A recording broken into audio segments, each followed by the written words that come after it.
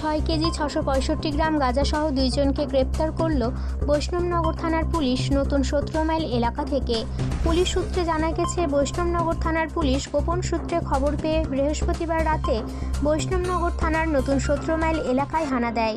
নতুন 17 মাইল এলাকায় হানা দিয়ে সেখানে সন্দেহজনকভাবে মোটর বাইক নিয়ে দুইজনকে ঘোরাফেরা করতে দেখলে পুলিশ তাদের আটক করে।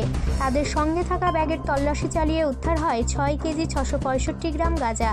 দুইজনকেই গ্রেপ্তার করে পুলিশ। ধৃত দুইজনের নাম মিন হাদিম শেখ, বয়স 21, বাড়ি বৈষ্ণবনগর থানার গুলজারটোলা এলাকায়, এবং অপর একজন তাজিবুল শেখ, বয়স 23, বাড়ি বৈষ্ণবনগর থানার লক্ষ্মীপুর এলাকায়। ধৃতদের শুক্রবার দুপুরে মালদা জেলা আদালতে পেশ করে 10 দিনের পুলিশি হেফাজতের আবেদন চেয়ে পুরো ঘটনার তদন্ত শুরু করেছে বৈষ্ণবনগর থানার পুলিশ। পুলিশ সূত্রে এটুকুই তথ্য পাওয়া গেছে।